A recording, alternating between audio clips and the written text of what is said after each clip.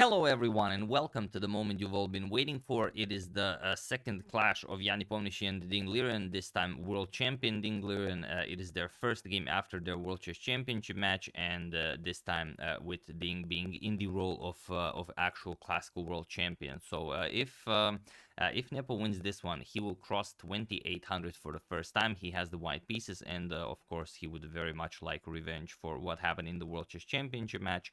So let's see how the game went. We have pawn to d4, knight to f6, c4, e6, knight to c3, and pawn to d5. The queen's gambit declined. We have the exchange variation and the bishop to g5, the so-called positional line, c6, e3, and already Ding goes for some very exciting maneuvers with bishop to f5, which is not how this is usually played. Either people go for bishop to e7 or they prepare bishop to f5 with this h6 move. Point being that now, after the bishop moves, now you play bishop f5, and if queen f3 now, it's not as spectacular, because after everything gets traded off on f6 and knight f3, you don't have to worry about knight h4 because the bishop can just step back to h7. Here in the game, after bishop to f5, Nepo said, all right, I'm very much interested in this. We have bishop to g6, bishop captures, queen captures, we have queen captures, g captures, and now knight to f3. But now Ding does not have the h7 square available for the bishop, but he doesn't care. He just plays pawn to a5. And okay, Nepo says, show me what you got. He plays knight to h4. We have pawn to a4, now going for pawn to a3. He wants to weaken Ding's king side, queen side. Pawn to a3, stopping that, and now knight to d7. Nepo says, all right, pawn to f4, let's get that f5 move in, and bishop to c2. Now, this is how Ding avoids his bishop getting trapped. We have rook to c1, bishop to b3, and now a wonderful move by Nepo, knight to b1. He wants to go after this bishop on b3, and it's very interesting to see how Ding gets out of it. He plays rook to a5. He wants to get the c5 move in, and he wants to do it as quickly as possible, and even get it to c4 if Nepo doesn't trade. But Ding spent a lot of time here, so it's very hard to say if this is something that he actually prepared, or did he mixed up lines again and just had to work his way out of this one, because Nepo has an hour and 10 minutes on the clock, whereas Ding has only 43 minutes on the clock, and this is only move 15. So here we have bishop to e2, Nepo not rushing it with this knight to d2 idea, because he knows that the knight is coming to c3, the bishop is coming to f3, and the d5 will rather should be a long-term weakness, because of course c5 is Ding's plan. So he does go for it, c5, and just knight to f5. Now this is a wonderful square for Nepo's knight here, nothing can oppose him. Knight to b6, and now knight to d2. You could also still wait with this idea. You could try improving your position a little bit to get the rook into the game. But okay, knight to d2 goes after the bishop, and now c4. And here Nepo tries knight back to b1. This was the idea behind the immediate knight to d2. But the Ding doesn't care. He plays knight to a8, and this is, again, like Nepo found this beautiful move with the knight back on knight to b1, so finds Ding knight to a8. And now he's saying that he doesn't care about this setup, because the knight on c7 will be nicely defending the d5 pawn, and also b5, b4 is coming. So how can Nepo play this? Here Nepo was still some 20 minutes up on the clock, but here he really had to figure out how to go about this, because, well, he did spend a lot of time here, and he played knight to c3. And at some point, I don't think it was in this position. I think it was maybe when he was playing king to knight to b1. He was playing the move knight to b1, and then he knocked down the king with his jacket, and it was a pretty weird moment, because Yasser said in the live commentary that this once happened to a player, and then he had to play with the king. So really, weird stuff for someone to actually expect that. But in the end, it worked out very well for him, because he actually played the move that he would never play, but it was the move that won him the game. So chess is weird like that. And here we have knight to c7. Now, the move that everyone thought that Ding would go for is pawn to b5. And now, how do you play this? And now the d5 pawn is unguarded, but the problem is if knight captures on d5, now you play b4. Look at the knights undefended here. Pawn to e4, b captures on a3, b captures on a3, and bishop captures on a3, attacking the rook on c1. Knight captures on f6 with check, king to d8, and now as the rook is hanging here, rook captures on c4. You give up the exchange, but it would not be easy to play this. I mean, look at those knights, look at the bishop, look at the beautiful pawns here. The king is coming to e3, the rook is coming into the game, but Ding would have the outside passed a pawn, so it would definitely be a huge trade-offs. But Ding doesn't like it. He plays knight to c7 first, prepares b5 with the d5 pawn being defended, and okay, king to f2. Pawn to b5 and pawn to e4. We have pawn to b4, a captures on b4, bishop captures, and now we have knight captures on d5. Also, a very interesting move was e captures on d5. I'm going to show you because it's really spectacular. Bishop captures, b captures on c3, and now knight captures on d5. But now bishop captures on c4, bishop captures, knight to d6 with check. This is how you win back material. King to d7 and knight captures on c4. So this was also possible with white pretty much ending up all of these variations being up a pawn.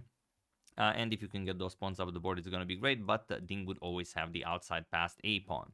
So Nepo decides for knight captures on d5 instead. Knight captures, e captures on d5, and now rook captures on d5. And here Ding will sort of suffer for the rest of the game. The move that had to be played here was king to d7, and it's a really weird move to play because you can capture the pawn here, and if you don't, Nepo can just play knight to e3. But the point is, after knight to e3, you can just play, let's say, rook to b8, and the game continues. Knight captures on c4, you're going to play rook captures on d5, and still everything is perfectly fine. The really tricky line was if white doesn't go for knight to e3, and if Nepo would play bishop captures on c4, then there was this incredibly tricky bishop to d2 move, attacking the rook here, and now you would have to play bishop captures on b3, bishop captures on c1, rook captures, and a captures on b3, and you would have to play this being down the exchange, but you have a lot of pawns here, and you have good chances. So it would probably be black who would be struggling here. But okay, rook captures on d5 was played right away by Ding, and now comes bishop captures on c4 by Nepo. Now it seems that Nepo is the one that missed the critical line, and that is pawn to g4. The problem is here, bishop to d2 is met with bishop captures on c4. And now if bishop captures on c1, bishop captures on d5, bishop captures, rook captures would be very, very strong for Nepo with the threat of rook coming to c8. You have to play king d7, then the rook gets very active, and so on. So this would be good chances for Nepo. But he played bishop captures on c4 right away. Rook captures on f5, and now bishop captures on b3. Probably thinking that he will be able to capture the a4 pawn after all is said and done, but Ding says nope, and he just castles here. And this is a great move, because if you capture here, you pretty much lose the game. King e3 attacks the rook, and now you don't have a good move. There's no defense because rook to c8, check is coming, and also the rook is hanging, and the best you would have is king to e7, and now after king captures on f4, bishop to d2 check, and after king to e4, okay, now you trade, captures, you capture on b3, and you try and play like this. So this would be possible. But Ding just played castles, and now the problem is Nepo doesn't have bishop captures on a4. If he does this, then Ding had this in mind. Rook captures on f4, and after king attacks the rook, now bishop to d2 check. Very nasty check. Defending the rook, forcing king captures on d2. Rook captures here with check. King to c3 captures on a4, and okay, you do get to push your b pawn, but the rook goes in front of the passed pawn, equal material, nothing really happening here. So instead, after castles, Nepo forced to find something else. He plays rook to c4, and now the players are very low on time. Now Nepo is now down to 9 minutes on the clock. Ding has some 15 minutes on the clock.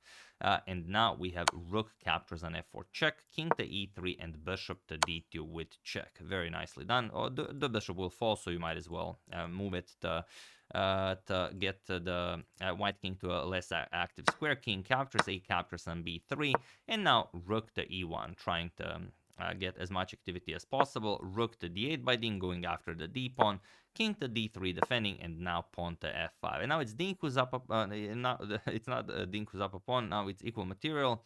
Ding is not down a pawn, and well. It is a doubled f pawn, but still nothing to worry about. We have a rook to b4, pawn to h5, rook to e2, and now pawn to h4. We have pawn to h3, king to g7, king to c3, and now rook to e4, offering a trade, and the undoublement of the pawns.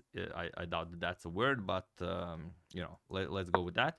King to d3, rook captures on e2, king captures, and king to f6. We have king to f3, rook to g8, going for some rook to g3 action if maybe you play something silly like this.